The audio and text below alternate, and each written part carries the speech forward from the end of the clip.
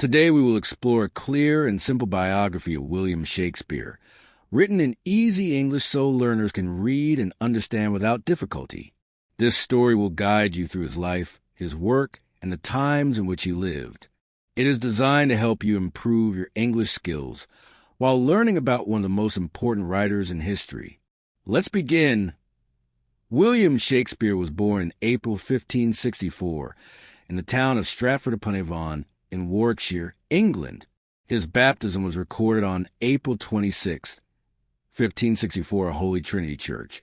And because baptism usually took place a few days after birth, historians place his birthday on April 23rd. He grew up in a busy market town where tradespeople, farmers, and travelers moved constantly through the streets. His father, John Shakespeare, worked as a glove maker and wool dealer, and became a respected figure who served as alderman and later bailiff of the town. His mother, Mary Arden, came from a prosperous farming family with deep local roots. Their household mixed practical craft, small-scale business, and rural tradition, forming a background that later supplied material for many scenes in his works. Shakespeare likely received his education at the King's New School in Stratford, where boys studied Latin grammar, classical literature, rhetoric, and moral philosophy.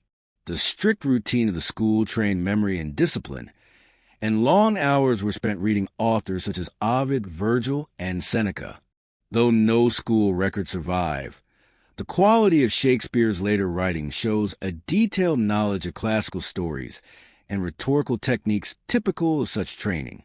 His youth probably included tasks at home, observation of local customs, and attendance at religious and civic events. These experiences shaped his understanding of human behavior, social hierarchy, and community life. In November 1582, at the age of 18, he married Anne Hathaway from the nearby village of Shottery. She was 26, and their marriage license was issued quickly, suggesting urgency. Their first child, Susanna, was baptized on May 26, 1583. 2 years later, in 1585, twins named Hamnet and Judith were born. Very little is known about Shakespeare during the following period, often called the Lost Years, which lasted roughly from 1585 to 1592. Scholars propose several possibilities. He may have worked as a teacher, traveled with acting companies, assisted his father's business, or sought employment in provincial towns.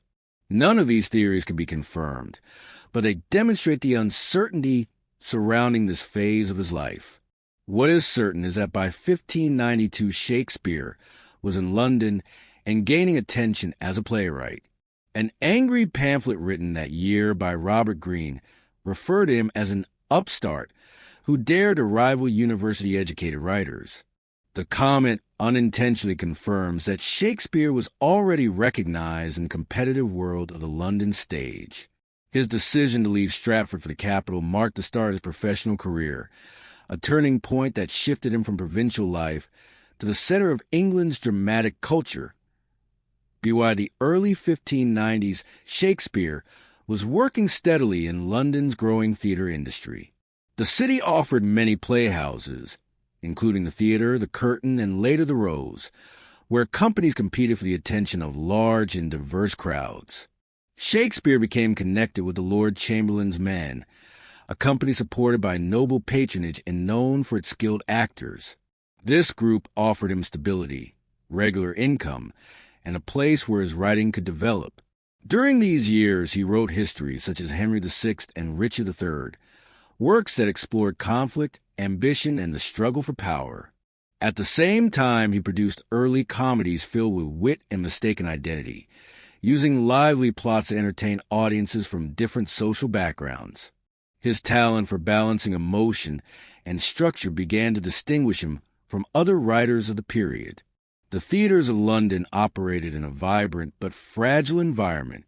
Plays had to be approved by officials, and outbreaks of plague sometimes forced all playhouses to close for months at a time.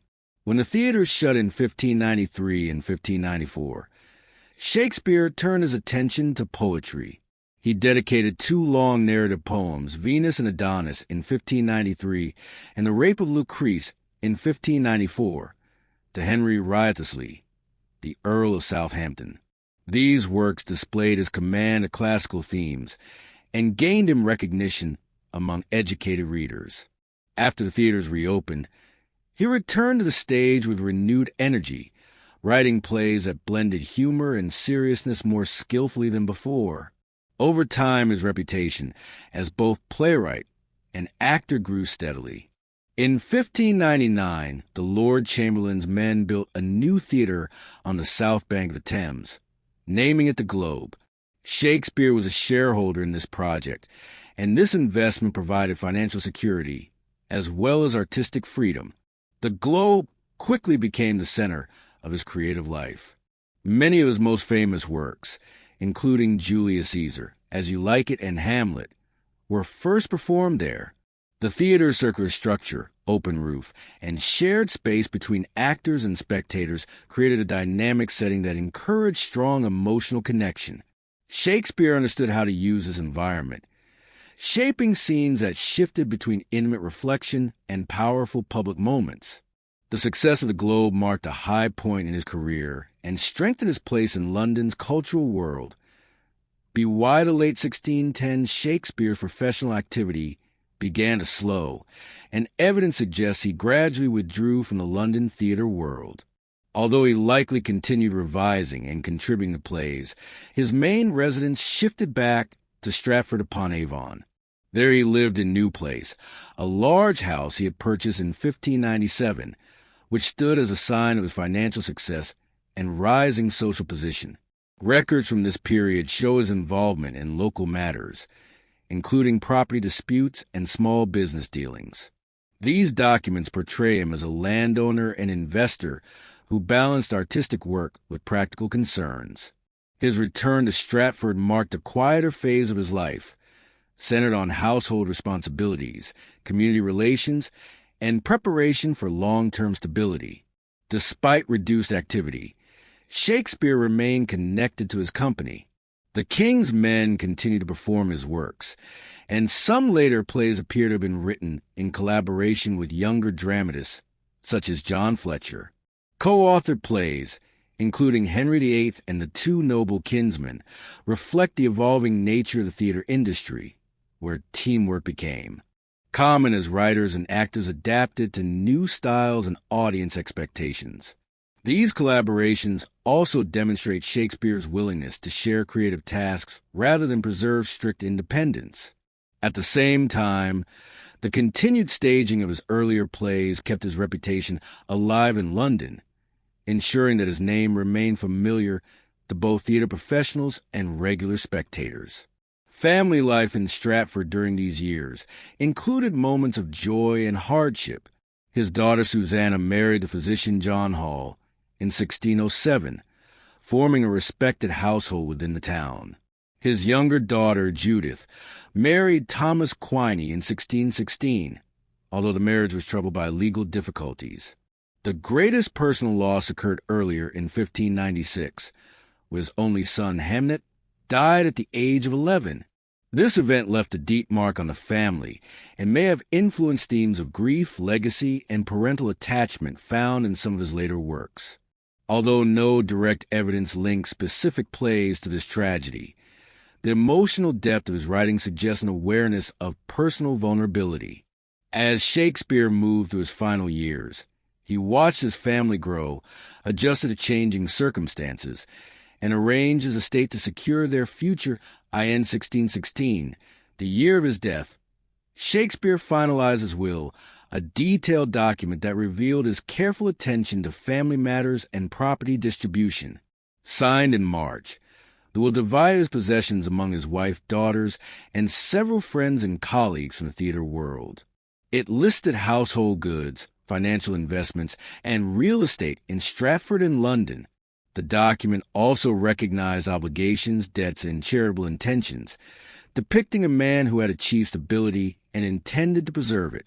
His bequest to members of the King's Men demonstrated the enduring professional bonds he maintained, even as he spent most of his time in Stratford.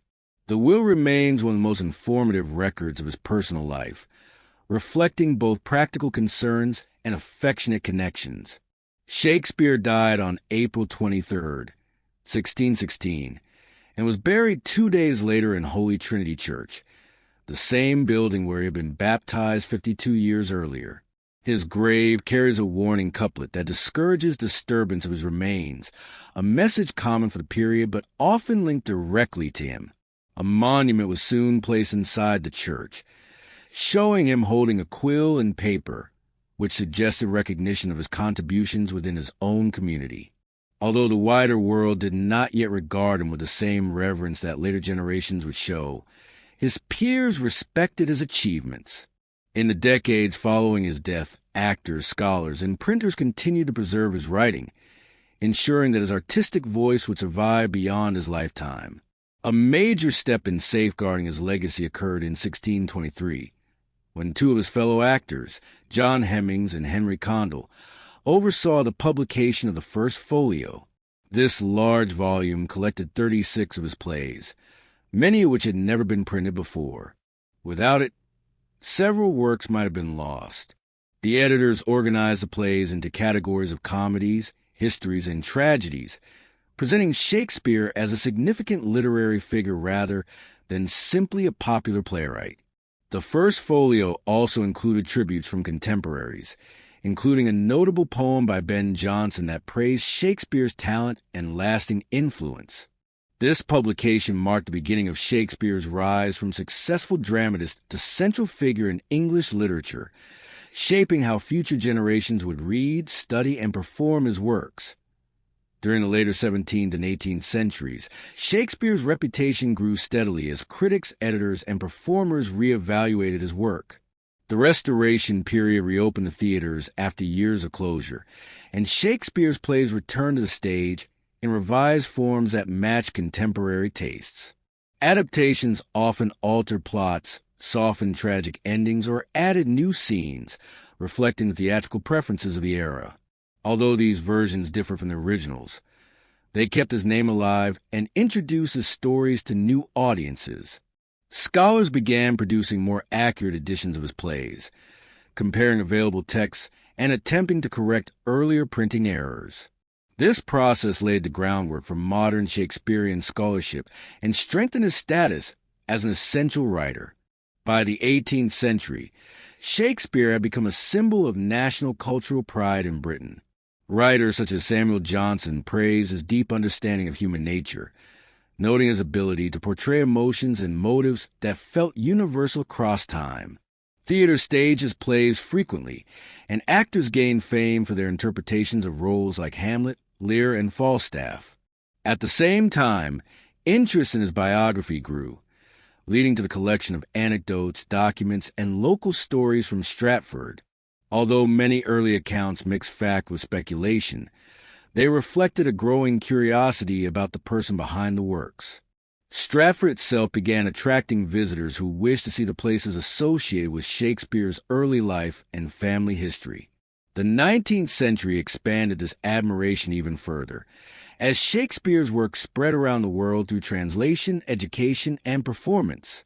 Romantic writers emphasized his imaginative power and emotional depth, drawing inspiration from his characters and themes.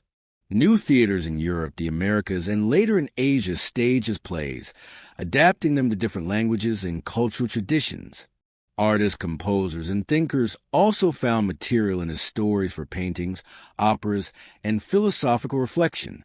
This period transformed Shakespeare from a national figure into an international one, whose works crossed borders and influenced literature and art across continents. His reputation reached a level where he was viewed not only as a major playwright of his time, but as a timeless voice capable of expressing the complexities of human experience. The 20th century saw Shakespeare's influence expand into new media and scholarly study. Cinema, radio, and television introduced his works to audiences who had never visited a theater. Filmmakers adapted tragedies, comedies, and histories into visual narratives, sometimes preserving the original language and sometimes modernizing it for clarity. Academic study also intensified, with universities worldwide establishing Shakespeare programs to examine his language themes and historical context. Scholars analyze his use of metaphor, dramatic structure, and character development, producing extensive research that helped explain why his works remain relevant centuries after their creation. Literary critics explored topics ranging from gender and politics to psychology, showing that Shakespeare's plays could be interpreted in diverse and evolving ways. The global popularity of Shakespeare also encouraged performances in local languages and adaptations in diverse cultural forms. In Japan, India, and Africa, directors reimagined his plays to reflect indigenous traditions, storytelling methods, and social concerns. His works became tools for exploring contemporary issues, such as power, justice, love, and social inequality. Festivals and theaters devoted entirely to Shakespeare emerged in many countries, creating communities of performers and scholars devoted to preserving and innovating his legacy. The enduring adaptability of his plays demonstrated their universal appeal, capable of transcending time, geography, and cultural differences while retaining emotional and intellectual resonance. In addition to creative adaptation, Shakespeare's life continued to attract biographical research. Historians examined perished records, legal documents, and letters to reconstruct his family, career, and social context. New discoveries occasionally clarified details about his finances, property, or theatrical activities, though many aspects of his personal life remain speculative. Scholars recognize the difficulty of separating myth from fact, particularly in areas such as the so-called lost years and the exact dates of composition for certain plays. Despite these uncertainties, the overall picture that emerged depicted a man of intelligence, curiosity, and imagination, capable of observing human behavior closely and transforming it into enduring artistic work. His biography, combined with the richness of his plays, reinforced the view that Shakespeare's achievements were both historically grounded and universally meaningful. Today, William Shakespeare is celebrated as one of the most important figures in world literature. His plays and poems are studied in schools and universities globally, translated into hundreds of languages, and performed in countless theaters. Scholars continue to explore his works, examining their historical context, literary techniques, and philosophical depth. The themes he addressed, love, ambition, power, betrayal, grief, and reconciliation, remain relevant to contemporary audiences, allowing each generation to find new meaning in his words. His influence extends beyond literature into philosophy, psychology, political thought, and the arts, demonstrating the lasting significance of his creative vision. Shakespeare's hometown of Stratford-upon-Avon has become a center for cultural tourism, with visitors exploring the house where he was born, the church where he was baptized and buried, and other sites connected to his family. The Royal Shakespeare Company and other performance groups maintain a continuous tradition of presenting his works on stage, experimenting with interpretation while respecting the original text. Museums, archives, and libraries preserve manuscripts, early editions, and related historical records, ensuring that both the man and his creations remain accessible to future generations. These efforts highlight the lasting importance of his life and work, showing that his story continues to inspire curiosity, reflection, and artistic endeavor. Shakespeare's biography, when combined with his literary output, illustrates a life dedicated to observation, imagination, and creative expression. From his early years in Stratford to the vibrant London theater scene, to his final return home, he balanced personal life, professional ambition, and artistic innovation.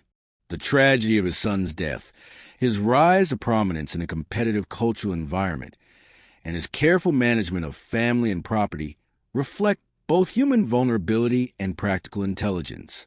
By leaving a legacy of written works and inspired performances, Shakespeare achieved a remarkable fusion of personal experience and universal insight.